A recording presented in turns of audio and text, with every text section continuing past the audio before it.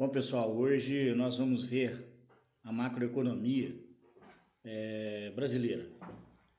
Nós vamos poder dar uma olhada nos índices e ver como é que estamos, né? Vamos dar continuidade à aula anterior, desta feita mergulhando na economia nacional, na macroeconomia nacional. Vamos lá. E no plantão a gente sempre faz aquela troca de ideias. Até lá.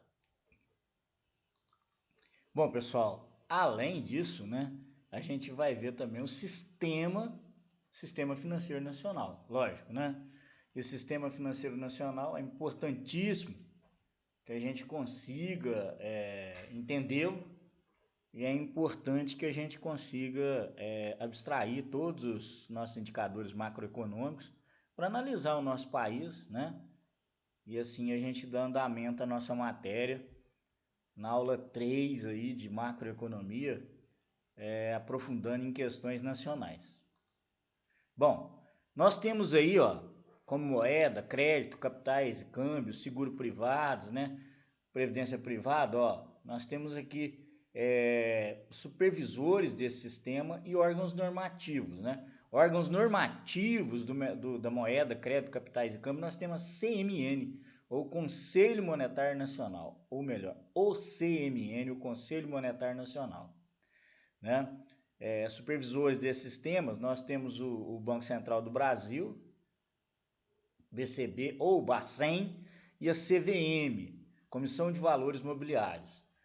Tá? E no que tange aí aos seguros privados, nós temos o Conselho Nacional de Seguros Privados, CNSP, e Previdência Fechada, nós temos o CNPC, Conselho Nacional de Previdência Complementar. E como órgãos aí supervisores, né, nós temos a SUSEP, Superintendência de Seguros Privados, e temos a Previc, Superintendência Nacional de Previdência Complementar. Nós temos aqui na moeda, crédito, capitais e câmbio, nós temos bancos, né, e caixas econômicas, administradores de consórcios, cooperativas de crédito, instituições de pagamento, né, que é a moeda digital, né, a questão dos demais instituições não bancárias, e temos as corretoras distribuidoras, além da Bolsa de Mercadorias, né, e futuros.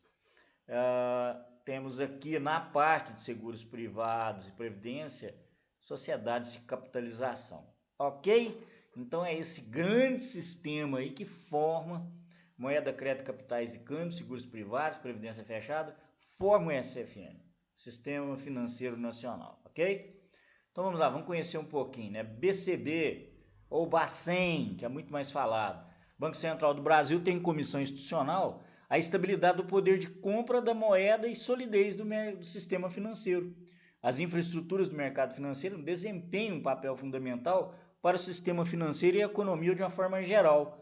Seu funcionamento adequado é essencial para a estabilidade financeira e condição necessária para salvaguardar os canais de transmissão da política monetária. Assim, cumpre o Bacen atuar no sentido de promover sua solidez, normal funcionamento e contínuo aperfeiçoamento. Segundo a SAF Neto, o Bacen é o principal poder executivo das políticas traçadas pelo Conselho Monetário e órgão fiscalizador do Sistema Financeiro Nacional. Sublinha isso aí, ele é o principal poder executivo das políticas traçadas pelo Conselho Monetário e é órgão fiscalizador do Sistema Financeiro Nacional. Sim, tá?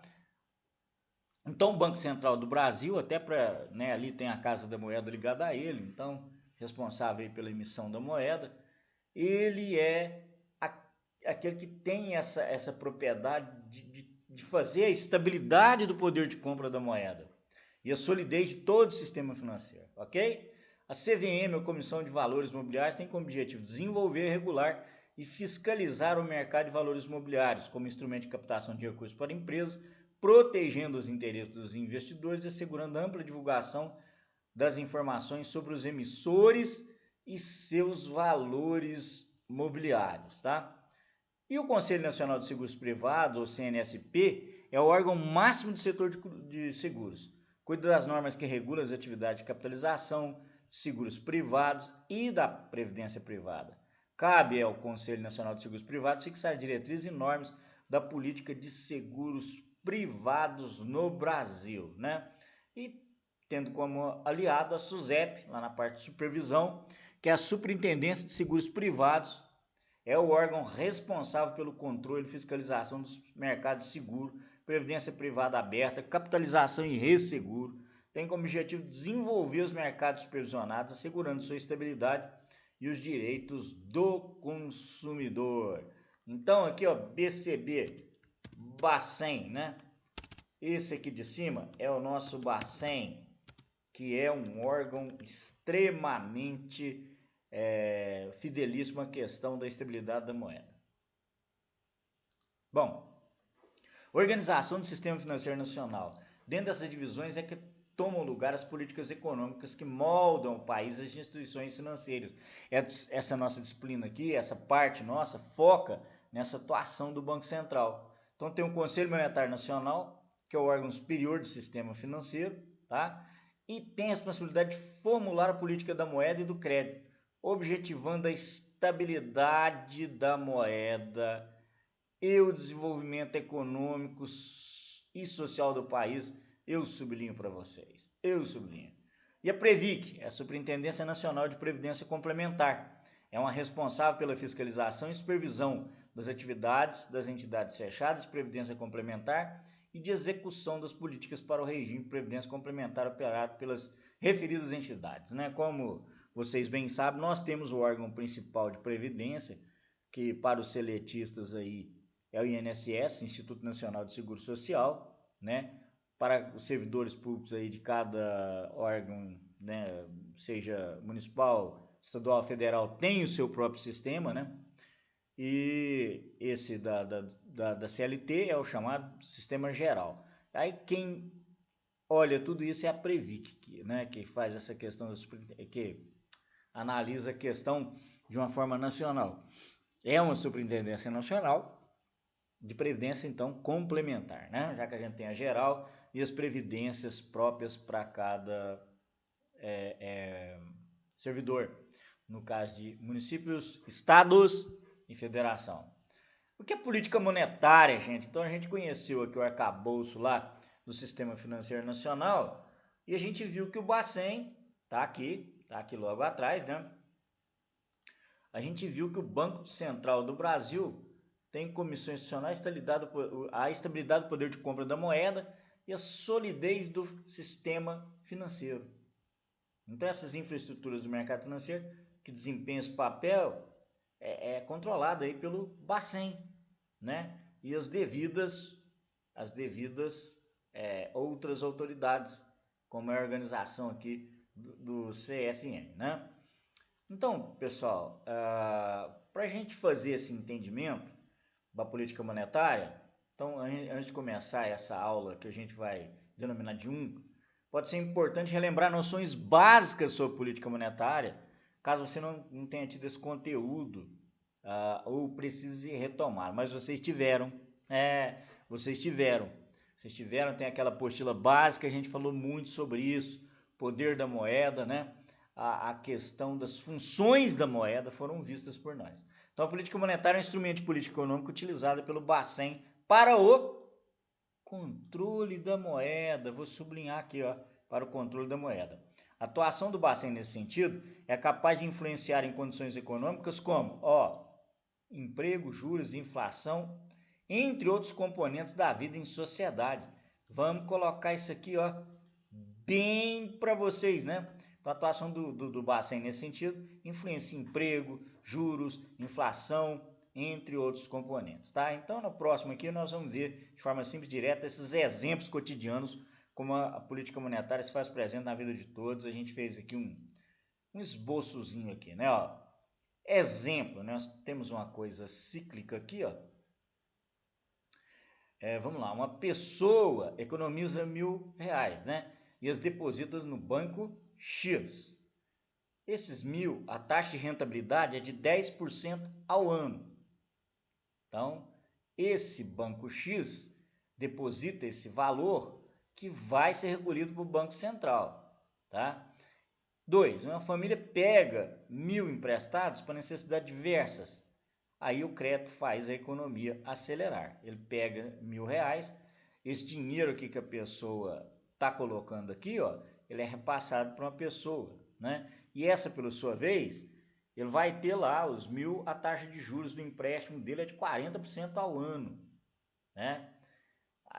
É a grande questão, né? A 3 aqui, a mudança. O Banco Central toma medidas que fazem o Banco X não emprestar todo o dinheiro à família, como, por exemplo, ele oferece títulos públicos com taxas de juros atrativas para o Banco X investir os 1.000, certo? Para investir os 1.000 e não só ficar fazendo o endividamento das famílias. Então, obriga o banco a deixar parte dos 1.000 no Banco Central. Essa é a função precípua do Bacen, que faz com que tenha esse olho aí para que ele não provoque um processo de um problema nas famílias, na poupança familiar. Então tá aí uma ação direta do Bacen, né? Que ele toma essas medidas aqui, ó, né, delineadas para vocês, tá? Então, aí nós vamos dar uma puladinha para entender, né? E a gente não poderia passar sem falar nessa aula aqui um segundo fundamento, que é a Selic e CDI. CDI é a taxa, é uma central de custódia e liquidação financeira de títulos privados. E a taxa é calculada através do sistema CETIP, né? Que é a central de custódia e liquidação financeira de títulos privados, ok? Os certificados de depósito interbancários, CDIs, né, que são calculados através da CETIP, Central de Custódia e Liquidação Financeira, aqui, ó, de títulos privados, eles são certificados de depósito interbancários, são os títulos de emissão das instituições financeiras que lastreiam as operações do mercado interbancário. A taxa, então, CDI, né, faltou um C aqui, ó, perdão, poçada. Então, é uma média dos juros praticados pelos certificados de depósitos interbancários realizados entre os bancos. Os bancos pegam dinheiro entre si, né? Então, o Bradesco pega lá dinheiro com o Itaú, que por sua vez pega com o Mercantil, né? Que por sua vez pega com o Santander, e etc., os bancos cooperativos. Então, essa taxa que é calculada pela Central de Custódia e Liquidação Financeira de Títulos Privados é a CDI, tá? Gravem. A taxa de CDI, via de regra, acompanha de perto a variação da taxa Selic. Se a taxa Selic for maior que... Ah, professor, o que é Selic? Não, vamos ver. Calma. Não passemos os carros à frente dos bois, tá? Meninos e meninas, vamos lá. A taxa CDI, via de regra, acompanha de perto a variação da taxa Selic. Se a taxa Selic for maior que o CDI, um banco pode obter empréstimos via CDI de outros bancos e aplicar na taxa Selic, gerando assim um ganho financeiro. Contudo, quando outros bancos percebem a discrepância dessas duas taxas, tendem a fazer o mesmo e com isso o juros de CDI irão aumentar, devido à procura por este produto. Irá se aproximar da Selic, inibindo ganhos expressivos. É por isso que as taxas CDI e Selic são próximas em seus fechamentos diários no mercado financeiro. Então, gravem, sublinhem. A taxa CDI ela é calculada através do sistema CETIP, Central de Custódia e Liquidação Financeira, né? São certificados interbancários, títulos de emissões das instituições financeiras que lastreiam as operações do mercado interbancário. Então, essa é uma média de juros praticados pelos certificados de depósitos interbancários, o CDI, Certificado de Depósitos Interbancários, CDI, para gravar CDI, Certificado de Depósito Interbancário, realizado entre os bancos, ok? Então, vamos para frente aqui, ó. Aqui está o Banco Central, R$1.000 a taxa de rentabilidade Selic, né? Um banco pode emprestar valores para outro banco. Ao receber dinheiro do banco X, o banco olha que coisa bonita, Y, né? Ao receber dinheiro do banco X, o banco Y se compromete em pagar a taxa CDI, que é o certificado de depósito interbancário, né? Ou bancário entre eles. Então tá aqui, ó, XY. Importante, para emprestar ao banco Y, o banco X exige que o banco Y deixe títulos públicos como garantia de pagamento. É uma forma de criar confiança e liquidez entre as instituições financeiras, tá?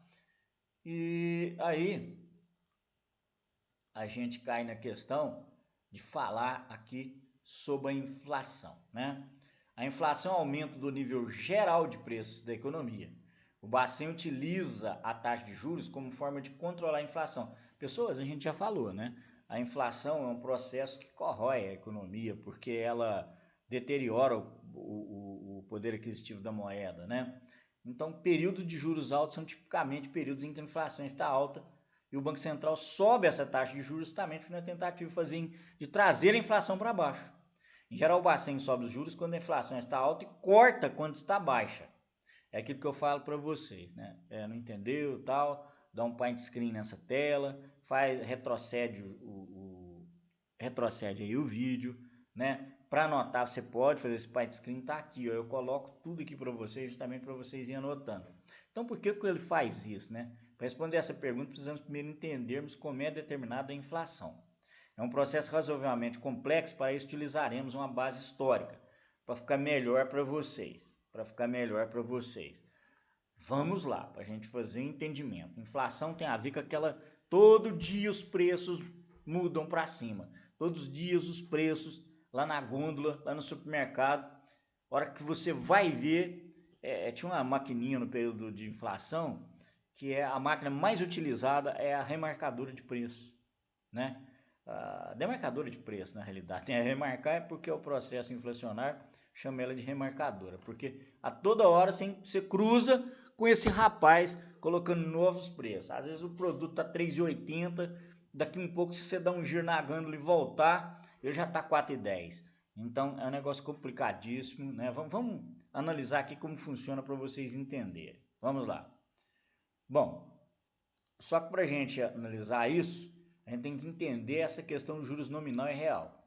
A taxa de juros nominal é a taxa de juros tal como normalmente é cotada, sem a correção, né? Sem a correção dos efeitos da inflação. Então, deixa eu colocar isso aqui mais visível para nós, né? Olha só, né? Ficou mais visível, né? A taxa real de juros é a taxa vigente, né? Menos a inflação esperada, ou seja, a taxa real é a taxa de juros após o desconto da inflação. E aí é a Selic, que é essa taxa nominal de juros, tá? Então, repetindo, a taxa de juros nominal é a taxa de juros tal como normalmente é cotada, sem a correção dos efeitos da inflação. É a Selic, tá? Que é essa taxa nominal de juros, ou seja, tal qual normalmente é cotada, sem a correção dos efeitos da inflação. Então, a Selic é sem os efeitos da inflação. A taxa real de juros, real, é a taxa vigente menos a inflação esperada. Ou seja, a taxa real é a taxa de juros após descontar a inflação. Então, gente, é importante realizar, eu coloquei aqui, ó, é importante realizar essa diferenciação, porque o que sempre interessa é o poder de compra da moeda, certo? Ao final da aplicação. Assim, expectativas sobre a inflação exerce grande influência. Vejamos, né? Copom, né? O Comitê de Política Monetária, Copom, é o órgão decisório da política monetária do Banco Central do Brasil, responsável por estabelecer a meta para a taxa básica de juros, que no Brasil é a taxa Selic. Taxa básica de juros, taxa Selic. A gente acabou de falar, sem ter o processo inflacionário, essa taxa nominal. Quais são os objetivos do Copom? A partir do regime de metas para a inflação, implementado no Brasil em 99, né? 99, lá na era Fernando Henrique Cardoso, ele fica encarregado de estabelecer as diretrizes da política monetária e também de definir a meta, o Copom, para a taxa básica de juros no Brasil, certo? É o Copom, que vocês veem tanto falar aí no Jornal Nacional e tudo, né? Com base nesses objetivos, o Bacen busca, por meio de cooperação de mercado aberto, manter a taxa Selic diária próxima à meta. A meta de inflação de cada ano e os respectivos intervalos da tolerância são estabelecidos pelo Conselho Monetário Nacional, CMN, Se em determinado ano a inflação ultrapassar o intervalo de tolerância em torno da meta estabelecida pelo CMN, o presidente do Banco Central vai fazer o quê? Encaminhar uma carta aberta ao ministro da Fazenda, no caso da Economia hoje, explicando as razões do não cumprimento da meta, bem como proposta, né, no caso aí ao Guedes, né, das medidas necessárias para fazer a inflação de volta à trajetória pré-definida e o tempo esperado para que as medidas surtam efeito. Selic over, né? O Sistema Especial de Liquidação e de Custódia é um sistema informatizado destinado ao registro, custódia e liquidação dos títulos públicos federais emitidos pelo Banco Central e pelo Tesouro Nacional, tais como a letra do Tesouro Nacional e a nota do Tesouro Nacional. A taxa Selic é a taxa de juros que o governo paga para quem empresta dinheiro para o mesmo. Então, o governo paga essa taxa nominal, a Selic, para quem empresta, tá? Para quem empresta dinheiro para o mesmo. Então, se alguém vai emprestar dinheiro para o governo, vai pagar através da taxa nominal, que é a Selic. E aqui está o CDI, ó, de novo, né? Taxa CDI é calculada através do sistema CETIP, Central de Custódia e Liquidação Financeira, né? O Brasil, então, tem o Copom para analisar todo esse processo e até emitir carta direta ao Ministério da Fazenda ou da Economia. Isso muda radicalmente direto, né? Embora existem pressupostos para que existam os dois, né? Então, ele faz essa volta da inflação para a trajetória que é definida num planejamento. Igual vocês fazem lá no Business Plan, o governo federal tem que fazer planejamentos. Ele faz planejamentos através dos seus orçamentos, planejamento de médio, longo e curto prazo, que é a LOA, Lei Orçamentária Anual. Não vou entrar muito nisso não, mas só por cima. A LDO, que é a Lei de Diretrizes Orçamentárias, e o Plano Plurianual, né? O PPA, que ele engloba o último governo de quem está saindo, o último ano, né? Do governo entrante, né? Mas não vamos entrar muito nisso não. Então, gente, o ideal, então vocês souberam que é a inflação, que é juros nominais real, Copom, Selic, over CDI, né? A curva de Phillips, que é aquela que a gente falou lá, que de repente as economias, né? Os processos, né? O governo tem que, em detrimento de outras atitudes governamentais na mão do Estado, na mão invisível do Estado, ele provoca aquelas curvas, né? Porque tem época que o desemprego está muito alto, aí que ele faz? Ele começa a fazer políticas para que o produto nacional se valorize e as empresas possam voltar a empregar pessoas, né? E aí, uma é detrimento de outra, forma essa curva, né? Não vamos entrar muito nisso não, que é mais de bacharelado, como eu já comentei, mas vocês têm que saber assim por cima. Então, matamos esse processo de Selic, CDI, essa Selic over, né? essa coisa de depósito compulsório, e essa taxa overnight, que é de um dia para o outro, né? Que o governo paga para quem empresta para ele. Então, vamos lá. Então, o que é a curva de Phillips? Só para a gente, mais uma vez, deixar isso bastante usada pelo professor Alexandre Schwartzman, né? Para expor esse raciocínio, que tem uma base do livro dele aqui, das aulas dele, sobre economia e política monetária, é um conceito importante em economia. A curva representa uma teoria de que a variação dos preços da economia tende a ser maior em momentos de desemprego baixo e tende a ser menor em momentos de desemprego alto. No exemplo dessa página, ilustra a sequência lógica dessa relação entre inflação e desemprego. Olha lá, o governo quer diminuir o desemprego. Para isso, facilita crédito, além do que eu disse lá, que é com questão a valorizar o Produto Nacional Bruto, PNB, né? Ele facilita crédito e baixa os juros da economia. Com isso, as empresas, lógico, a hora que o governo facilita crédito, né, e baixando os juros, as pessoas também vão passar a consumir mais, né? As empresas precisam contratar mais trabalhadores para dar conta da demanda, porque as pessoas vão consumir mais. Ele está baixando, ele está baixando o crédito, né? Aliás, ele está facilitando o crédito e baixando os juros. Aí o pessoal corre nas lojas, que legal essa TV. Oh, meu Deus do céu, a TV que antes era R$ 1.300, agora ela é só R$ 1.100, até, não falando em baixa de preço, não. porque senão vocês confundem, mas na realidade é os mesmos 1.300, mas aí ele agora tá, né, a oferta de crédito aqui, a gente pode pagar isso em mais vezes, o crédito está aberto, aí as pessoas consomem, vão lá e buscam. Então essas empresas precisam contratar para fazer mais dessa TV, né? Aí as empresas competem por trabalhadores que fazem demandas salariais elevadas. Aí os trabalhadores também querem um salário bom. As empresas repassam para os produtos os maiores custos com salários, né? E aí o que vai acontecer? Conclusão, em momento de desemprego baixo, costuma haver uma grande variação nos preços da economia. Em momento de desemprego baixo, costuma haver uma grande variação nos preços da economia, porque as empresas repassam para os produtos. E aí volta aquela questão, aí tem que dar uma baixadinha nisso, porque a empresa vai indo, ela, na tendência dela a diminuir custo, sabe o que ela vai fazer, pessoas? Lembram da aula de número 2? Lembram da aula anterior? Vai acabar fazendo a parte tecnológica, vai investir no know-how, né?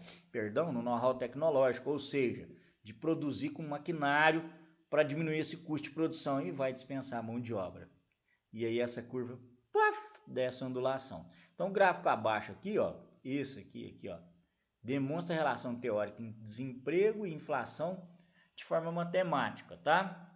Mas não vamos entrar muito nesse raciocínio, nem vou cobrar-lhes disso não, né?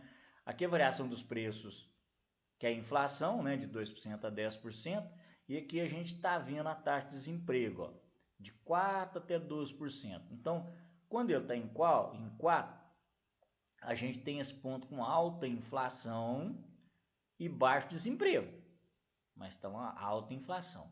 Aí a tendência com o ponto com baixa inflação e alto desemprego, né, é quando baixa esse processo inflacionário, mas acaba gerando desemprego por causa do aumento dos juros e tal, né? Ok? Vamos para frente. Bom, essa coisa de ler gráfico aqui, eu nem vou cobrar muito de vocês, que os nossos gráficos aí do X, Y, a evolução, né? A evolução aí dos conceitos aí de taxa de equilíbrio, etc. Mas aqui é só para a gente ter uma ideia, para vocês terem uma ideia. Em finanças e economia é muito comum de gráficos para ilustrar de maneira rápida e visual a evolução das variáveis. Por exemplo, nesse gráfico aqui abaixo, aqui, ó, demonstra a evolução do crescimento do PIB, Produto Interno Bruto Brasileiro, que está com V aqui, né? Justamente porque nosso Brasil, né? Vamos colocar o verde aqui como sendo PIB, e dos Estados Unidos, o azul, né? A bandeira deles lá. Então, entre os anos de 2012 e 2015, no eixo horizontal, eixo do X, né? Eixo horizontal, o X aqui, ó, coloca-se a variável tempo, 2012, 2013, 2014, 2015. Coloca-se a variável tempo. E no eixo vertical, Y, coloca-se a variável crescimento, né? Em valores percentuais, ó, né? Então os valores estão crescendo. Eles começam aqui negativo, né? Lógico. E aqui, ó, 0, 1, 2, 3. Esse é o crescimento. Então a gente denota aí, né, que no Brasil a gente teve uma propensão aqui, ó, em 2015 teve uma baixa aí no valor do nosso produto interno bruto, bem satisfatória, enquanto os Estados Unidos se manteve aí, ó, né, em 2,6 aí, ó, a evolução do crescimento do PIB, uma linha homogênea. Nós tivemos uma queda brusca, né? Então, esses gráficos são bons para a gente avaliar esse momento, né? Esse momento nacional aqui não foi bom não, né? No nosso produto interno bruto, né? Nosso produto interno bruto. Já nesse gráfico, o objetivo é demonstrar o número de ocorrências de conta de energia elétrica a cada valor específico, ó. No eixo horizontal, coloca-se a faixa de valor, no vertical, coloca-se o percentual de casas. Portanto, percebe-se que quase 20% das contas de luz dos bairros de classe média são de R$90. Já na casa do bairro rico, quase 20% tem uma conta de 100. Então, esses gráficos de distribuição são úteis para demonstrar a concentração por casas variável, ó. Tá vendo? Então, mas não vou cobrar isso de vocês, não, tá? Não vamos se preocupar com isso, até porque não é objeto da emenda do curso de vocês. Vamos lá.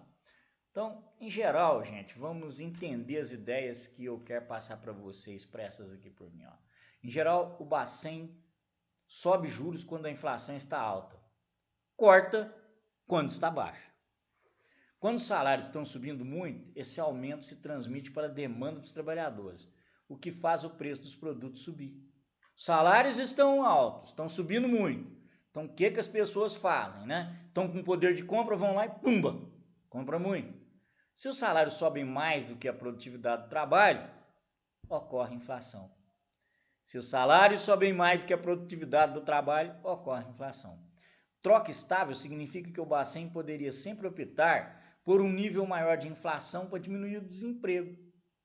Porque tendo um processo inflacionário, diminui o desemprego. É a curva de Phillips, né? Ele vai tomando atitudes, mas tem que conter a inflação, tem que conter o desemprego, tem que incentivar o produto nacional, tanto o PIB, Produto Interno Bruto, como o produto líquido, o Produto Nacional Bruto, que é a questão só das nossas riquezas, sem contar o que vai para fora, né? O que é gerado aqui dentro, como a gente falou na aula 2.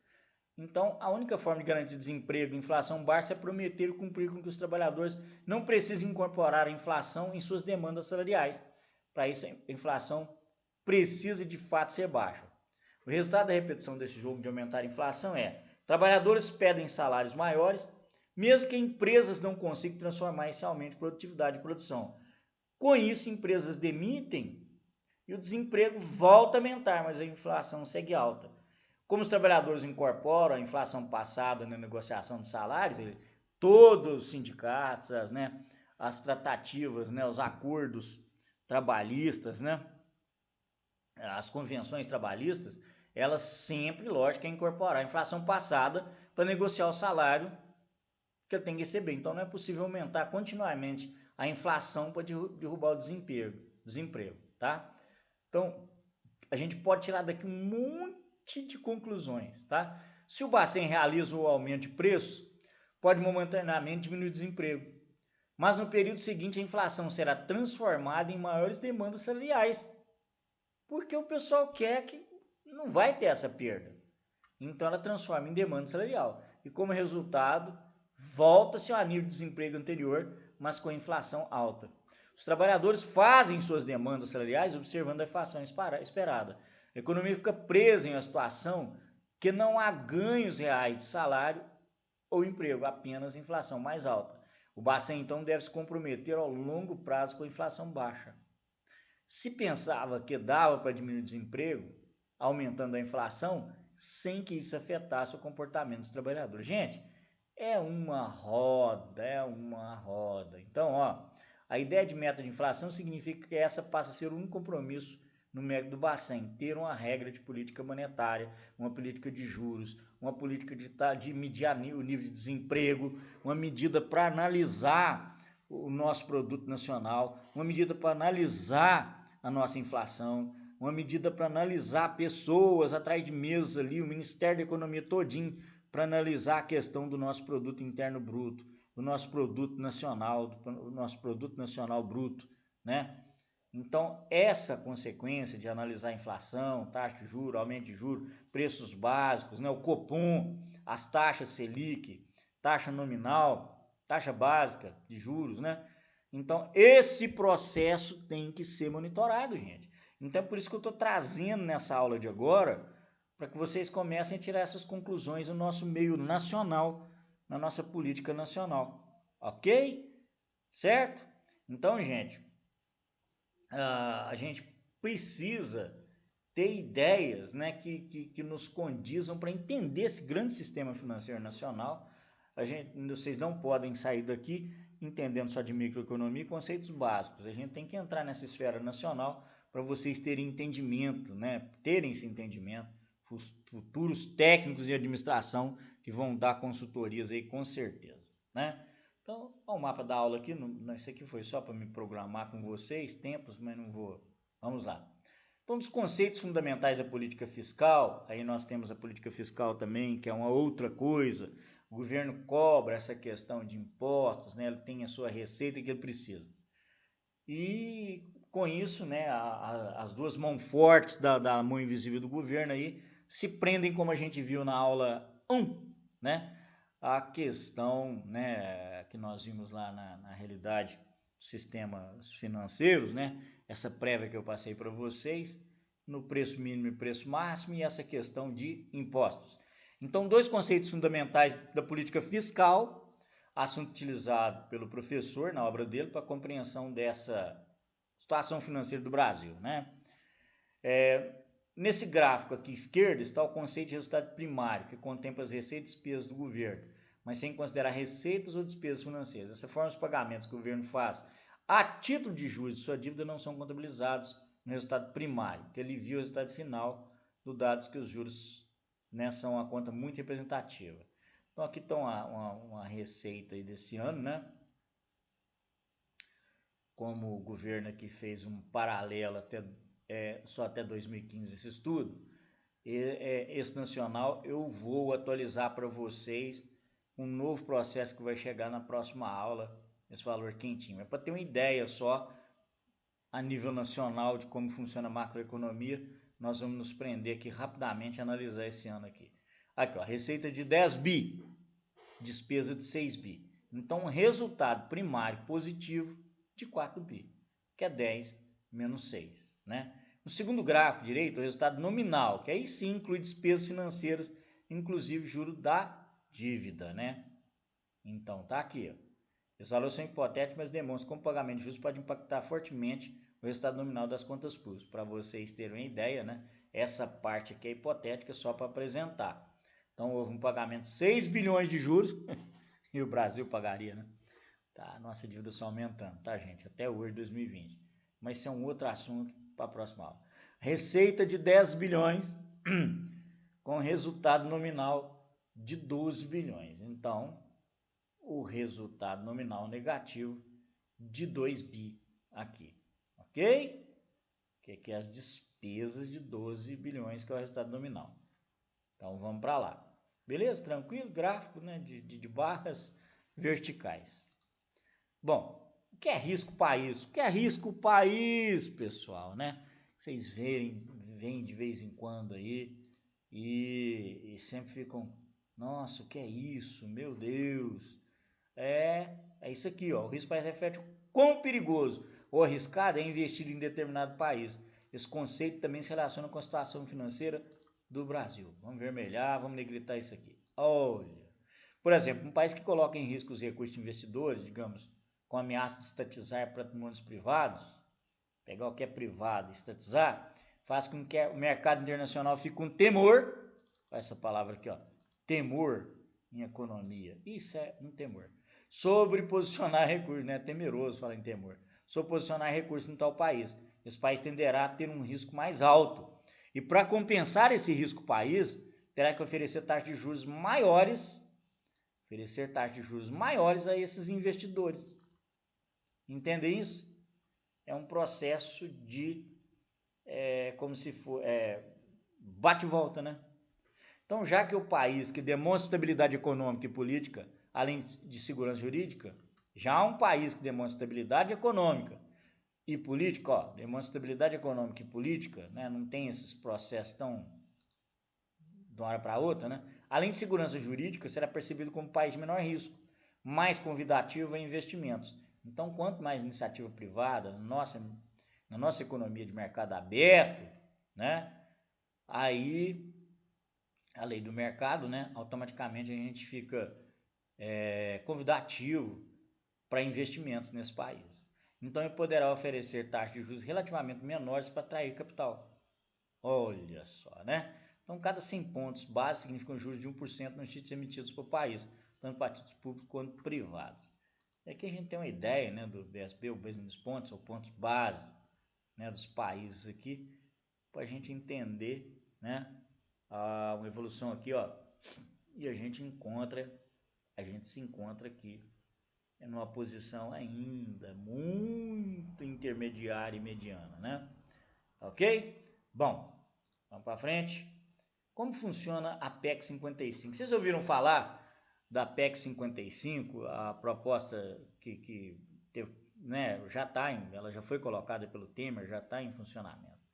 Aqui está uma base aqui para a gente entender. Ela foi necessária, essa proposta de emenda complementar, né, ou teto dos gastos, que movimentou protesto em 2017 pra caramba e trouxe à tona a questão sobre como gerir os gastos públicos, tema que repercute muito na política econômica. Por que isso?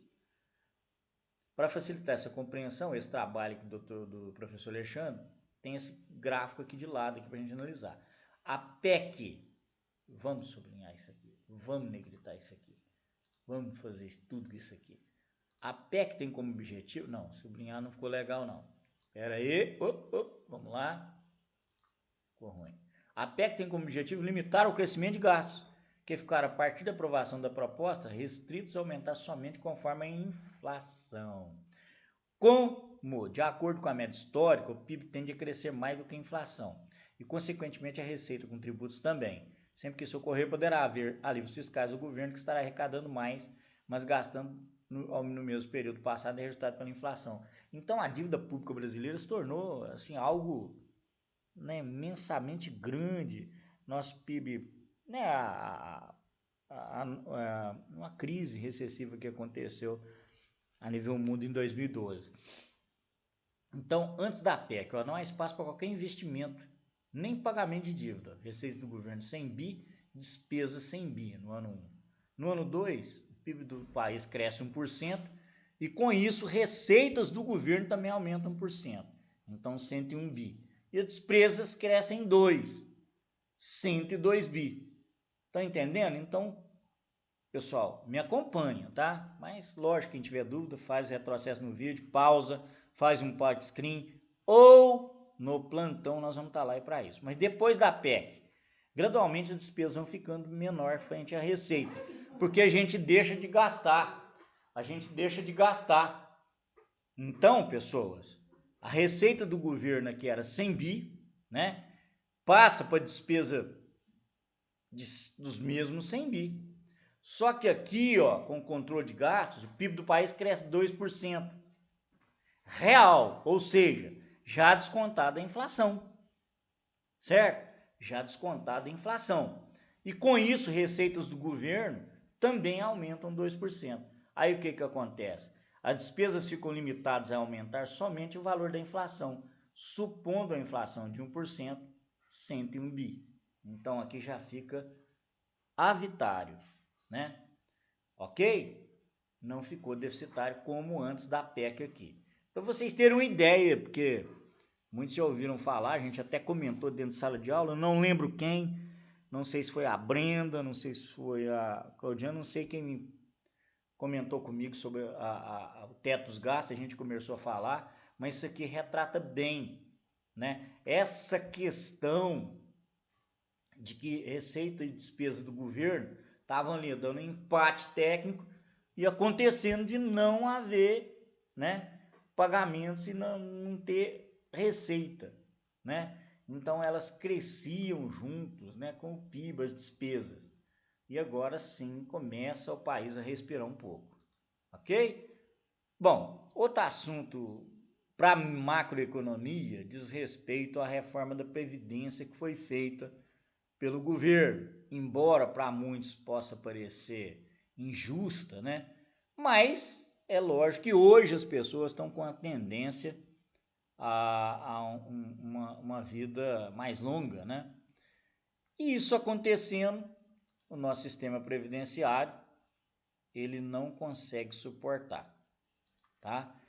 Agora, se for entrar aquela questão de entender o processo, que muita gente continua sendo, vamos dizer assim, tendo benesses, né? Sim, mas não cabe aqui a nós entrar no lado político dessa causa, não. Só entender a questão macroeconômica. Então, a situação da aposentadoria pública do Brasil também se relaciona fortemente com o cenário econômico financeiro, dado que impacta as contas públicas. Correto?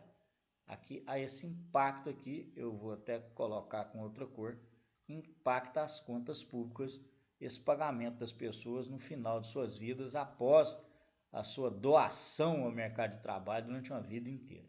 No esquema direito é explicado de forma didática e complexa a situação previdenciária, com esse problema inspira preocupação.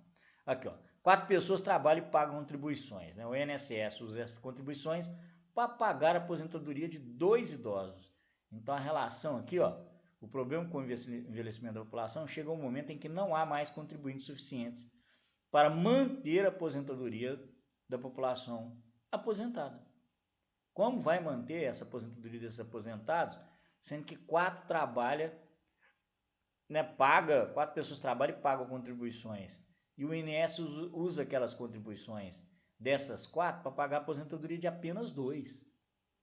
Então, como funciona essa reforma que o Temer fez, né? Ela aumenta a idade mínima de aposentadoria e diminui o benefício de quem está aposentado. Assim, os gastos do INSS reduzem, certo? Então, é importante o desequilíbrio nos regimes próprios de previdência rural, por exemplo, que a previdência dos trabalhadores urbanos atualmente é sustentável. Então, o ideal é um regime de capitalização, né? Aí entra na celeuma política, porque cada pessoa contribui para a sua própria aposentadoria, ou se aposentar a pessoa usa o que ela mesma construiu e nunca recursos da própria geração. Mas, né, tem os percalços. Mas macroeconomicamente falando, é a mesma questão de cortar gasto. Porque se não fizer isso, não tem como crescer. Não tem e não teve forma, né? Agora, se a geração agora que vai pagar sobre quem teve essas benesses durante um tempo, é uma outra história. Então, destaques aqui, gente, ó, no trabalho que a gente fez aqui, que esse professor fez, ele se prendeu muito a 2016. Então, a queda do PIB em 2 anos consecutivos, que foi em 2015 e 2016 no Brasil, é um fenômeno raro, né? Mas levou em 2017 a reforma da Previdência e, como já dito, a própria questão da PEC dos gastos. Então é fracassada a tese de que a economia brasileira seguiu o cenário global nos últimos anos, né? Então houve um crescimento nos 2 períodos aí do Lula, aí depois veio Dilma, aí veio problemas, veio corrupção, veio a crise de 2012, enfim. A população pobre foi extremamente beneficiada pelo processo de globalização. Os mais ricos também. Os trabalhadores dos países desenvolvidos como Estados Unidos e da Europa tiveram menores ganhos ou perdas. O movimento político aí de 2016 e 2017 reflete descontentamentos que foram menos benéficos no processo de globalização. A partir de 2013, a dívida pública cresceu intensamente, 2013 para cá, tá? Então são ideias aqui que eu não vou entrar muito não, né? Mapa de aula aqui que a gente fez com as coisas, mas instrumento de política econômica. Então vamos entender isso aqui. A política monetária lida com o controle da moeda, né? Novamente a gente passando isso aqui para vocês. Política monetária, moeda, né? Ou seja, pode aumentar ou reduzir a circulação de recursos financeiros. Essa figura aqui ao lado demonstra 3 formas simples de política monetária: taxa de juros, né? Redesconto e depósito compulsório, obrigatórios lá no banco, a questão da política monetária, né?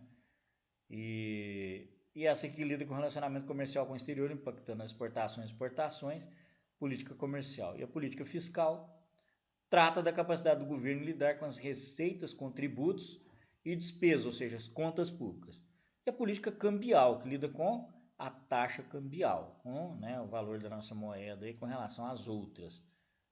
Valor que influencia as trocas comerciais e financeiras com o restante do mundo. De importação e exportação, pessoas, né? Então, nós temos aí a política monetária com a política da taxa de juros, do redesconto, depósitos compulsórios, né, dos agentes comerciais.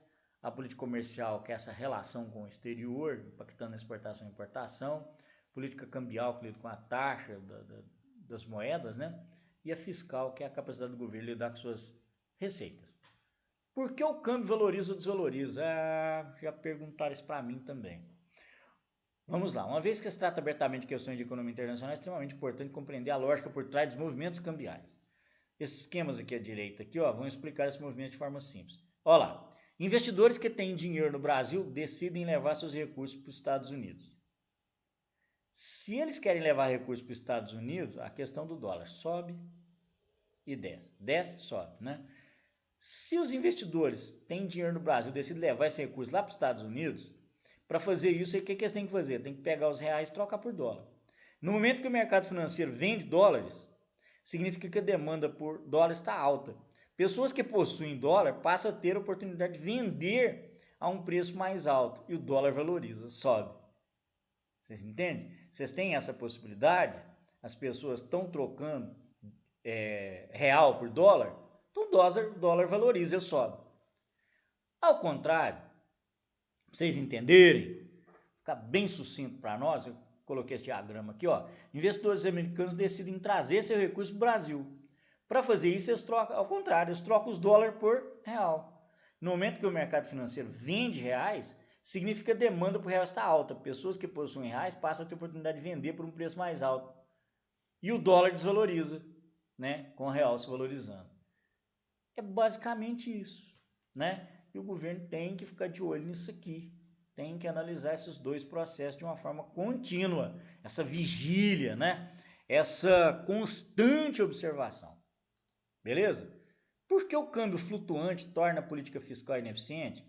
Se um câmbio flutuante, essa moeda está indo e voltando o preço dela, aí a política fiscal é ineficiente, a questão do governo, né? Das receitas governamentais. Por ser uma questão de difícil compreensão, vamos fazer aqui em março, com efeito cascata, tem uma política fiscal dentro de um regime de câmbio flutuante. Aqui é utilizada aqui nessa que eu chamo de aula 3, aqui, essa parte, né, que nós estamos agora, parte 3, pode ser facilmente compreendida aqui, ó. Olha lá, o governo quer diminuir o desemprego. Para isso, aumento de gastos, como por exemplo, obras públicas. Ele quer diminuir o desemprego, né? Aí as pessoas passam a ter mais renda, consumir mais, demandar mais dinheiro, inclusive empréstimo e financiamento. Os bancos, por sua vez, percebem o aumento da demanda por dinheiro e aumentam os juros, né? Latente. Aumentou a demanda, aumenta preço. O banco vê o quê? Aumenta a demanda, ele aumenta juro. Porque ele vive de juro. Ele vive disso, moçada. Os bancos comerciais vivem desse processo de cobrar taxa para vocês em tudo e ter o juro para administrar, para fazer com que ele consiga capital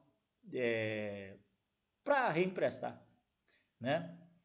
Então, os juros maiores fazem o país ficar atrativo para investidores externos que trazem dólares para o país, porque aí o dólar vai estar atraente em relação com a nossa moeda.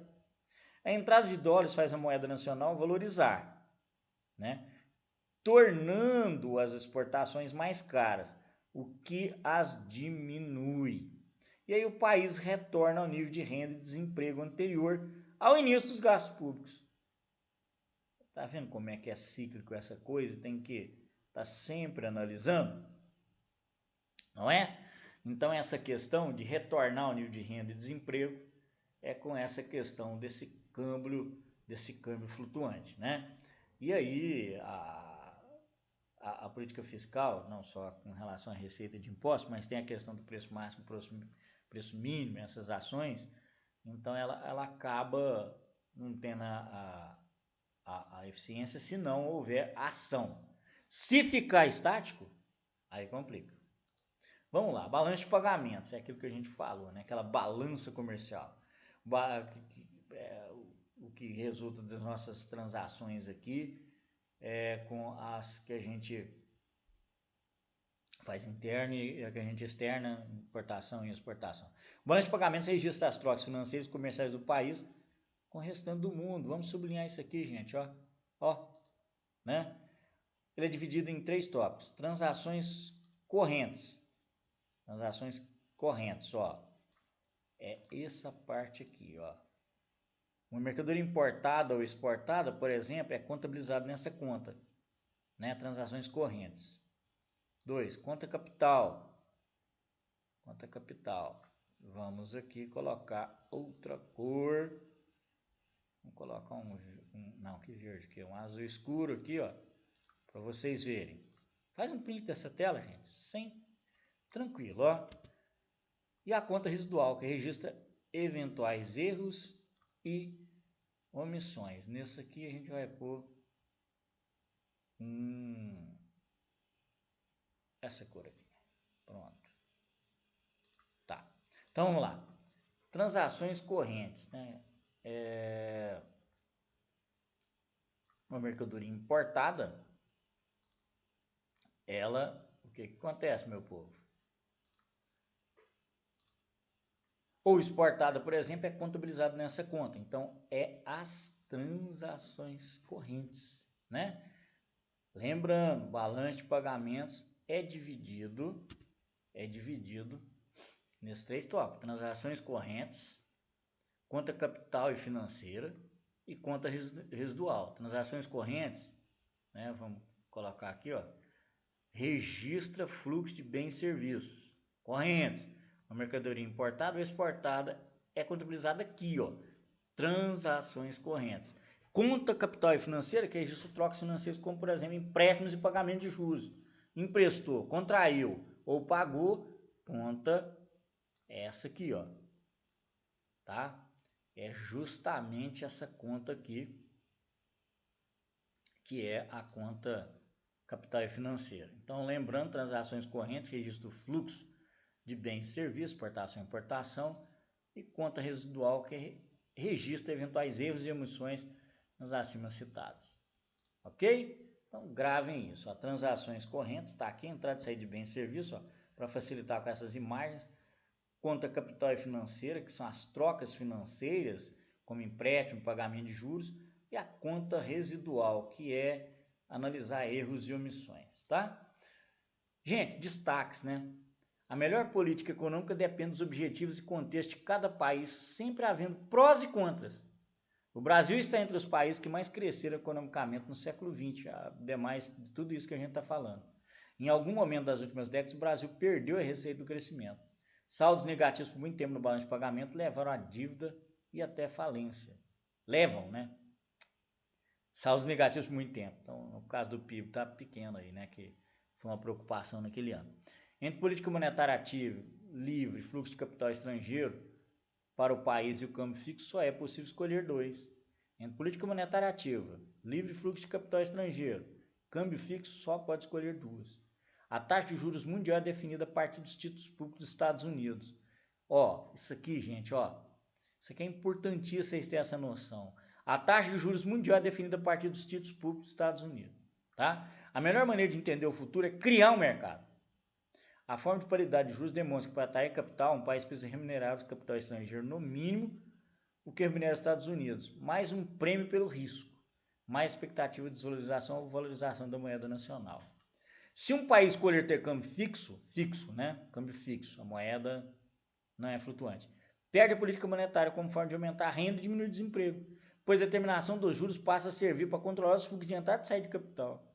Entendem, gente? Então, o país escolhe ter câmbio flexível, ele perde a possibilidade de usar a política fiscal para diminuir o desemprego. Isso acontece pois qualquer aumento motivado pelos gastos fiscais impacta sobre o aumento da renda, eleva os juros da economia e leva à apreciação da moeda, ocasionando perdas com a exportação. Investimento estrangeiro segue muito a estrutura institucional de cada país, tá? Então, gente, são considerações, ideias expressas aqui, e a gente tem que falar, não há regime de câmbio melhor, fixo ou flutuante, tem vantagens ou desvantagens, né?